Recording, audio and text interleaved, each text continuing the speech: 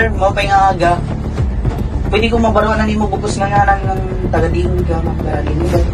Ako nga yan, Sir Albert Implonar de Pradilla. Nakaupoy ako nga na Coroctos, San Pablo, Caloocan City. Sir, may pagkiana kayo mo. Kilala mo ba yung Chris Edward Jerry? Oo, Sir. Kilala ko ito. Kaupod ko pala ito kakulot. American basketball.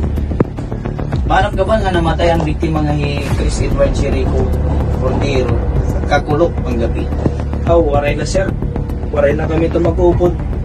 Kakulok, katapos ng basketball.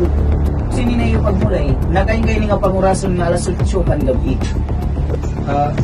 Nakatul ako ang balay, Sir. Init na lang natin.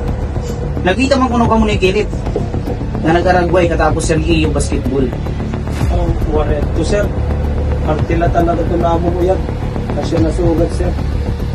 Paano man ito kami nakakita man nga imo hini nga pangurason nga alas 8 ang gabi nga imo ginsundan ni Chris Edward Jericho Cordero? Sir, tira ko ito, Sir. Nakatulangan na ako mong kayak.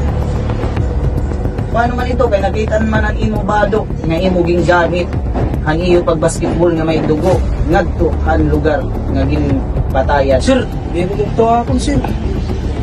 Kung nakuha imo, amina lala nga ikaw nagpatay di para at imo sentensya mauwi ako. Sir, talaga ko ito nagpatay.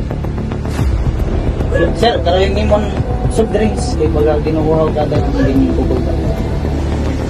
Paano man ito, Sir? Kaya nakitaan nga ito nga si Paul. Tumutukoy hay mo fingerprint. Ano mati mo mararason?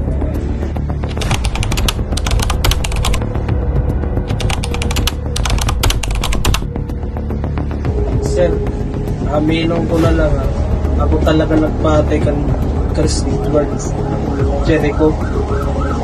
Ako na, Sir. May ako yung may Doriton. Tila nung nakapag yun ng basketball.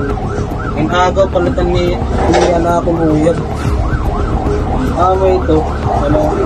Napatay ko yan. Marigad ako ito. Niya, intensyon na patayin niya, Sir.